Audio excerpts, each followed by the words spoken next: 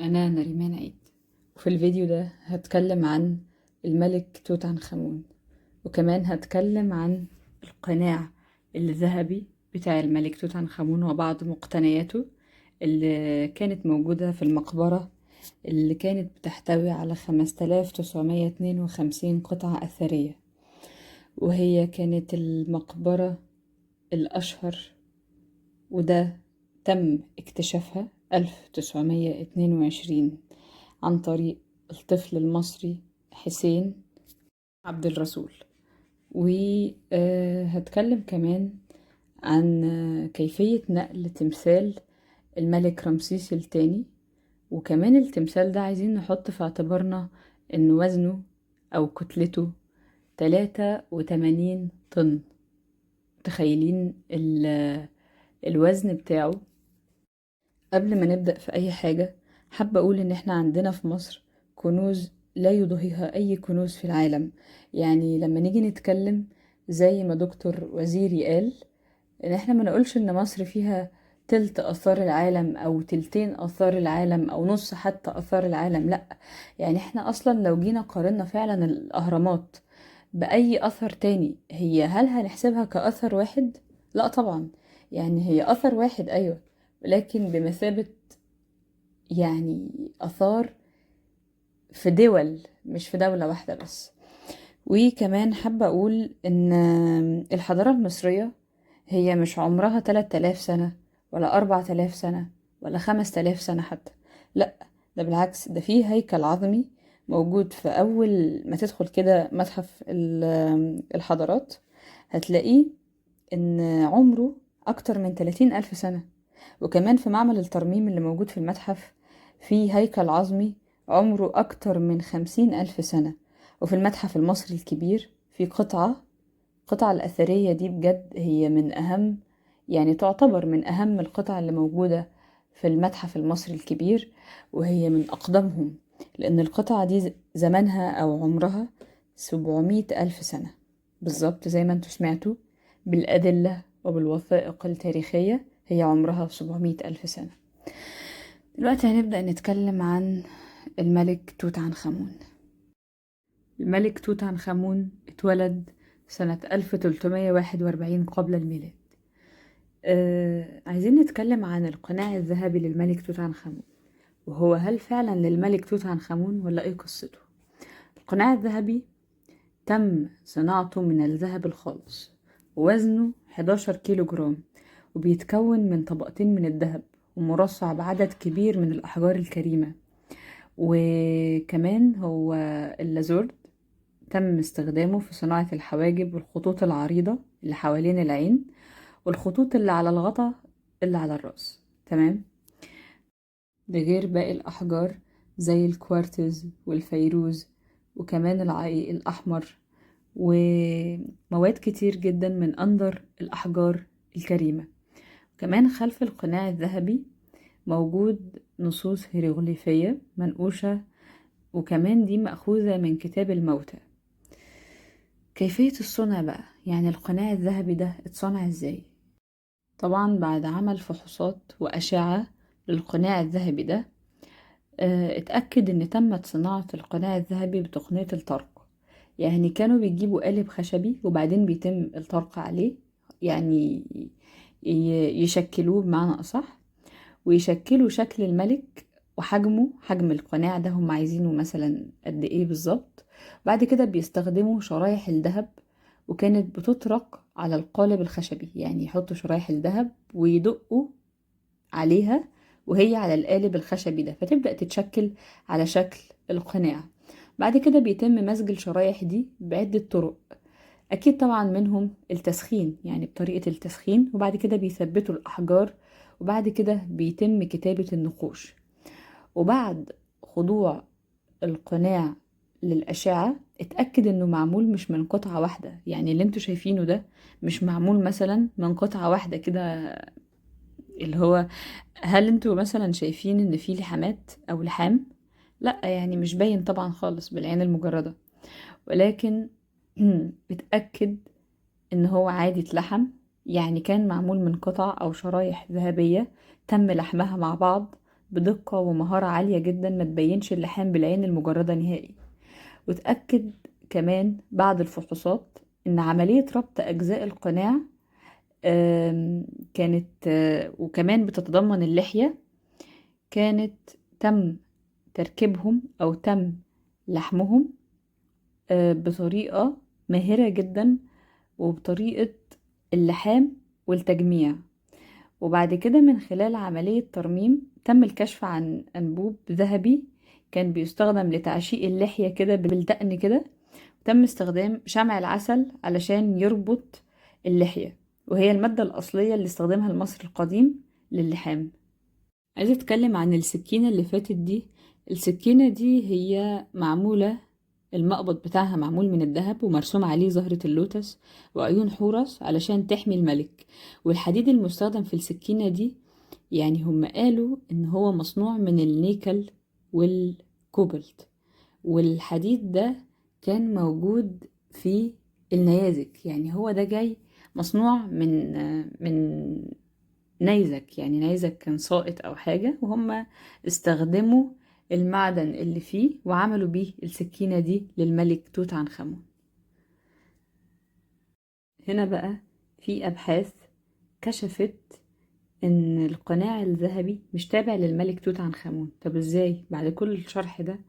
ايوه، لان في اثباتات وابحاث جديدة وجدوا خدوش بسيطة تحت الخرطوش الملكي اللي هو بيحمل اسم الملك توت عنخ آمون، وفي اثار محو الاسم ملكي سابق قبل الاسم بتاع توت عنخ آمون. وده بيدل على حاجة واحدة، ان القناع كان لملك اخر او لملكة اخرى، ولكن تم تعديله علشان يناسب الملك توت عنخ آمون.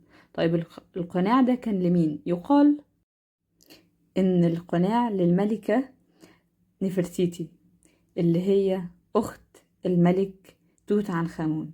وكمان انه على حسب الفرضية البحثية دي انه تم تعديله ليناسب الملك توت عنخ آمون، لان وفاته جت فجأة، يعني هو توفى فجأة، توفى عن عمر يناهز 19 سنة. باختصار نسبة الدقة ومهارة الصنع في القناع الذهبي عالية لدرجة تفوق الوصف، علشان هم استخدموا تقنيات متقدمة في الطرق واللحام ودمج الأحجار، ودي كشفت. وكمان ده التاج كان موجود على الفخذ الأيمن للملك توت عنخ آمون، قناع بالذهب بالكامل أو ذهبي بالكامل، يعني هو كله ذهب وأحجار طبعا زي ما انتم شايفين.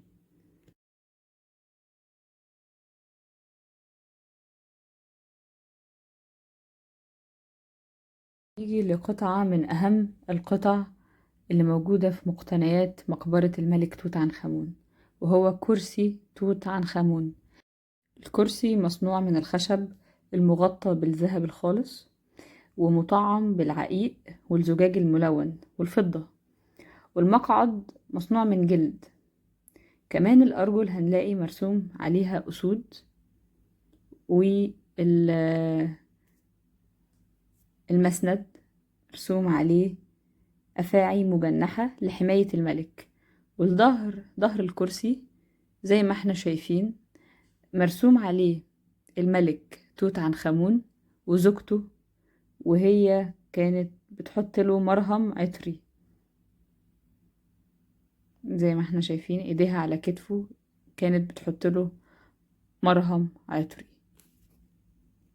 حابة بقى ارجع اتكلم عن المتحف المصري الكبير. المتحف المصري الكبير هو اكبر متحف في العالم، علشان هو مساحته 117 فدان. لو قلنا بالمتر هتكون 500,000 متر مربع. متخيلين مساحته قد ايه؟ الفكرة او فكرة انشاء المتحف كانت فكرة فاروق حسني، كانت من سنة 2006 علشان يكون بأهم أثر موجود في مصر، واللي هو من عجائب الدنيا السبعة، الأهرامات طبعا أو هرم الملك خوفو. كمان كان مقترح بناء مطار جديد، وبرضه اتعمل المطار الجديد. عايزين برضو نتكلم عن كيفية نقل الملك رمسيس الثاني. وأصلا الملك رمسيس الثاني كان في 100 رهينة، بعد كده تم ترميمه لأن هو كان متقسم قطع وفضل سنين كتير قوي. بعد كده تم ترميمه واتنقل لميدان رمسيس. وبعد ما اتنقل لميدان رمسيس وقعد سنين كتير تم نقله للمتحف المصري الكبير، وهو كان 83 طن، يعني كتلته كبيرة جدا وضخمة جدا، فليه قصة أكيد في النقل. أكيد طبعا بفضل ربنا أولا، ثم الدكتور المهندس أحمد محمد حسين. الدكتور ده قال أنا هنقل تمثال رمسيس وهو واقف، وبدل ما تبقى جنازة هيبقى موكب. ولو سألت أي واحد عن المتحف المصري الكبير وقلت له تعرف إيه اللي موجود في المتحف أو إيه الآثار اللي موجودة فيه رقم واحد، هيقولك تمثال رمسيس. التمثال ده اتنقل هنا إزاي؟ دي معجزة هندسية مش واخدة حقها على ايد مهندس نقدر نعتبره جندي مجهول اسمه احمد حسين. وده اعتقد من احسن الاوقات اللي ممكن ندي فيها الكريدت للراجل ده.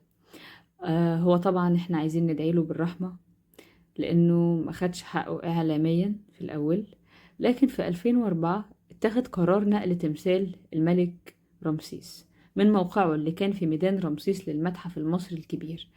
واكيد طبعا اللي تم هو انه شركة المقاولون العرب هما اللي تولوا نقل التمثال من مكانه للمتحف المصري الكبير، ولكن هما خلوا المسؤولية كلها على المهندس اللي قال لا احنا ننقله وهو واقف.